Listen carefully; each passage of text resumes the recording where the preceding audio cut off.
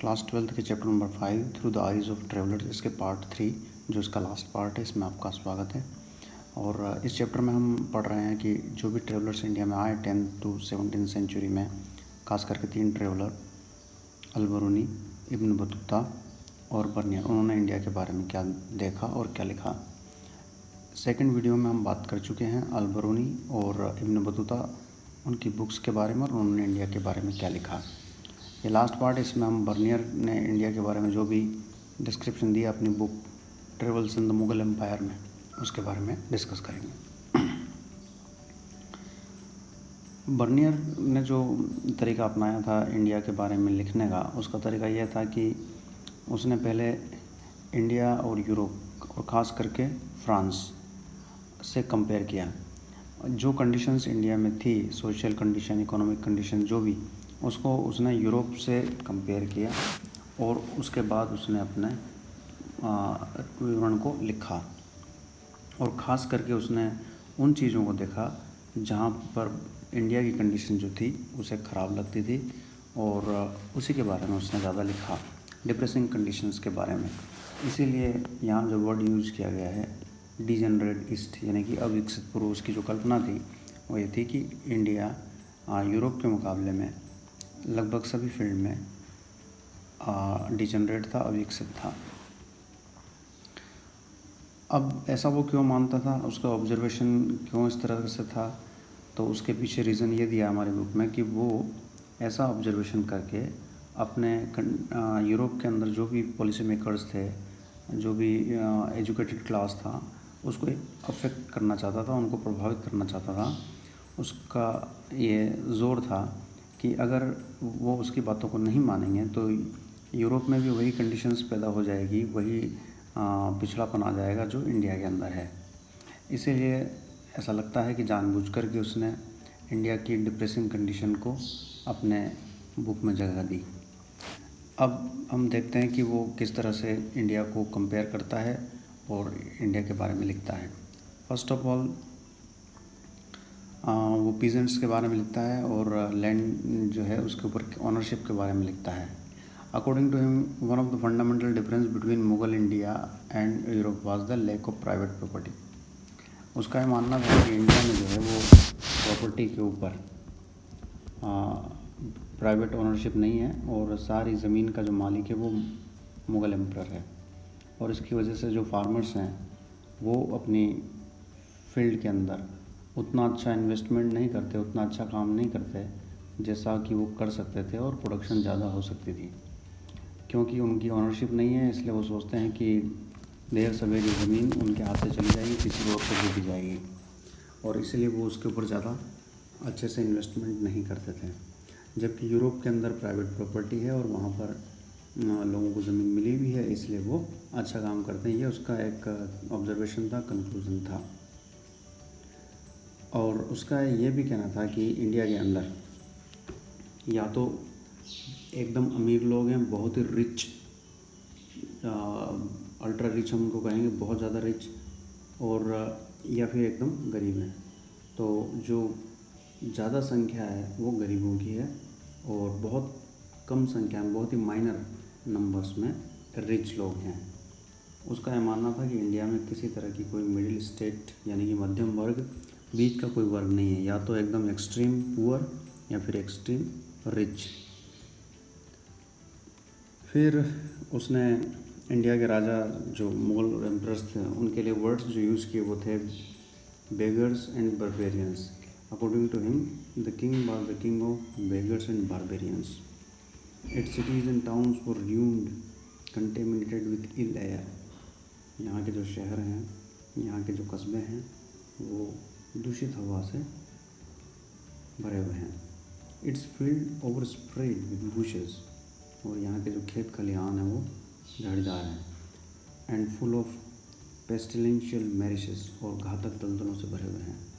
तो ये सारा आप जो देख रहे हैं विवरण, ये आप देख सकते हैं कि वो डिप्रेसिंग साइड को देख रहा है और उसका जो नज़रिया है वो पॉजिटिव नहीं लग रहा है। और इसके पीछे वो वजह बताता है कि क्यों इस तरह के वर्ड्स वो यूज़ कर रहा है, और वो यही कि ज़मीन का जो मालिकाना हक है वो राजा का है, जनता के पास कुछ भी नहीं है, इसलिए वो ऐसा यूज़ करता है। अब उसके जो ये थॉट्स थे उसका जो असर हुआ वो वेस्टर्न फिलोसोफर्स को काफ़ी हुआ। इससे पहले हमने फर्स्ट पार्ट में डिस्कस किया था कि इसने जो बुक लिखी जो travels in the Mughal empire, जो उसने फ्रांस के किंग लुई 14 को डेडिकेट की थी, वो उसके काफ़ी वॉल्यूम्स पब्लिश हुए और बाद में उसका कई लैंग्वेज में ट्रांसलेशन भी हुआ और लगभग ऑल ओवर द यूरोप उसके अकाउंट्स को पढ़ा गया। तो उस समय के जो फिलोसोफर्स थे, वेस्टर्न फिलोसोफर्स, उन्होंने उसकी बुक से पढ़ने के बाद अपने अपने थॉट्स डेवलप किए। फॉर एग्जांपल मोंटेस्क्यू ने ये विचार बनाया कि जो ओरिएंटल कंट्रीज़ हैं, यानी कि जो पूर्व के जो देश हैं, वो बहुत ज़्यादा अपनी शक्ति का प्रयोग करते हैं, डेस्पोटिक हैं या निरंकुश हैं, और इस तरह से वो एब्सोल्यूट पावर का इस्तेमाल करते हैं, जनता के ऊपर वो अत्याचार करते हैं, जनता को किसी तरह के कोई राइट्स अधिकार नहीं देते हैं। इसी तरह से कार्ल मार्क्स ने भी, जो कि एक कम्युनिस्ट थिंकर था, उसने एशियाई मोड ऑफ प्रोडक्शन का थॉट दिया। तो इस तरह से हम देखते हैं कि इस जो बर्नियर है, इसकी बुक्स को पढ़ने के बाद वहाँ के जो इंटेलिजेंसिया ग्रुप था, यानी कि बुद्धिजीवी वर्ग था, उनके थॉट्स भी इंडिया के बारे में काफ़ी कुछ चेंज हो गए। अब हम बात करते हैं कि ये तो उसने पीजेंट्स, फार्मर्स और लैंड के बारे में लिखा। उसके अलावा उसने आर्टिजन्स के बारे में लिखा कि आर्टिजन्स जो थे, जो कारीगर थे, जो मेटल वर्कर्स थे, या उनके को भी किसी तरह का कोई इंसेंटिव नहीं मिलता था और इसलिए वो अपनी क्वालिटी को इम्प्रूव करने पर कोई ध्यान नहीं देते थे। हालांकि इसके साथ साथ वो एक कॉन्ट्रडिक्शन वाली बात भी लिखता है कि इंडिया की बनी हुई चीज़ें पूरे वर्ल्ड में फेमस थी और इंडिया जब उनको यहाँ से भेजता था तो उसके बदले में उसको काफ़ी प्रीशियस मेटल्स, गोल्ड और सिल्वर मिला करती थी। और इस तरह से उस समय इंडिया में पूरी दुनिया से सिल्वर और गोल्ड आकर के भारत में ठहर जाती थी।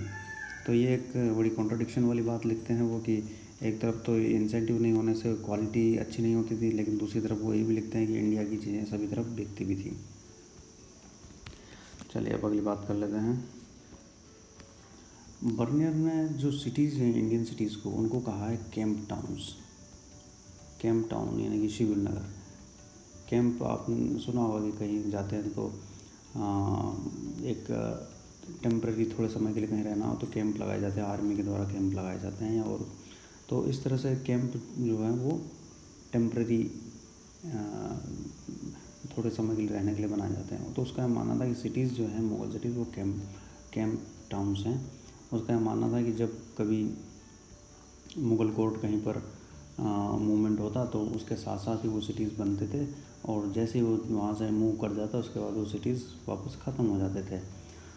ये भी उसका जो ऑब्जर्वेशन है, ये बिल्कुल भी सच्चाई से इसका कोई मेल नहीं है। जिस समय की ये बात कर रहा है उस समय इंडिया के अंदर 15% पॉपुलेशन शहरों में रहती थी और यूरोप में उस समय इतनी पॉपुलेशन शहरों में नहीं रहती थी।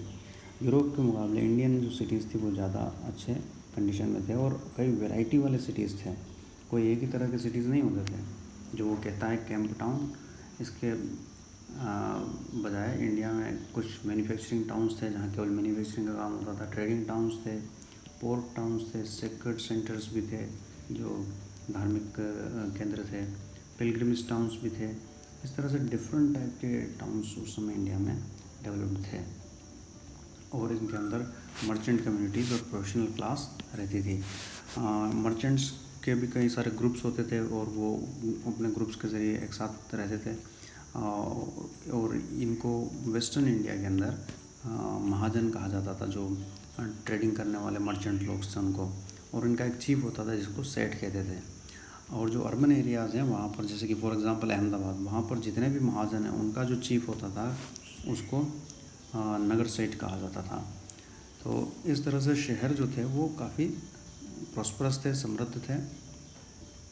इसके अलावा मर्चेंट्स और ट्रेडर्स के अलावा शहरों में physician, teachers, lawyers, painter, architects, musician, calligrapher, कई तरह के प्रोफेशन के लोग इंडिया में रहते थे। आप इससे हकीकत का अंदाज़ा लगा सकते हैं। चलिए अब बात करते हैं कि विमेन स्लेव्स, सती और लेबरर्स, इसके बारे में क्या कुछ लिखा गया उस समय। Slaves were openly sold in markets. Slave रखने की जो ट्रेडिशन है वो पूरे दुनिया में उस समय था। किसी भी कंट्री में हम देखें तो स्लेव्स रखे जाते थे, इंडिया में भी था, तो उनके लिए अलग से मार्केट होता था जहाँ पर उनको बेचा जाता था। और स्लेव्स जो थे वो गिफ्ट की तरह भी यूज़ किए जाते थे, गिफ्ट लेने और देने में। इब्न बतूता जब आया इंडिया तो उसने भी राजा को अपनी तरफ से गिफ्ट के रूप में स्लेव्स दिए थे। तो इस तरह से इनको एज अ कमोडिटी यूज़ किया जाता था। जो फीमेल स्लेव्स होती थी उनके दाम काफ़ी कम होते थे।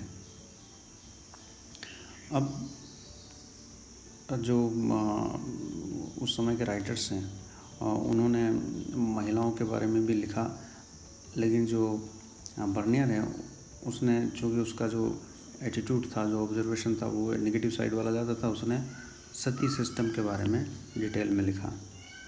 उसमें लिखा कि कुछ महिलाएं जो है वो तो अपनी मर्ज़ी से सती बनती थी, लेकिन बाकियों को फोर्स्ड, ज़बरदस्ती सती बनाया जाता था। तो उसने इसके बारे में लिखा। जबकि केवल महिलाओं के लिए सती होना ही उनका जीवन का पार्ट नहीं था। महिलाएं इंडिया में काफ़ी डिफरेंट रोल्स प्ले कर रही थी। वो खेत खलिहानों में भी काम करती थी, इकोनॉमी में भी उनका रोल था, एग्रीकल्चर, नॉन एग्रीकल्चर प्रोडक्शन, सब में वो अपना रोल प्ले कर रही थी। लेकिन बर्नियर चूँकि वो प्री ऑक्यूपाइड था अपने थॉट्स के साथ, और इसलिए उसने वो निरपेक्ष होकर के नहीं लिख पाया, और उसका जो ये विवरण है ये एक पक्षी रहा। चलिए ये चैप्टर हमारा यहाँ पर एंड होता है। इसके क्वेश्चंस हम देख लेते हैं। Explain the observation of Bernier regarding ownership of land. What were the reasons of for poor condition of Indian peasants according to Bernier. How did Bernier's description influence western theorist, जो पश्चिम के विचारक थे उनको कैसे प्रभावित किया। How did Bernier analyse Indian cities and towns. What was written on women's condition by Bernier. तो चलिए इजी क्वेश्चन है, हम इनको आराम से कर पाएंगे। ये चैप्टर हमारा यहाँ पर एंड होता है। Thanks for watching.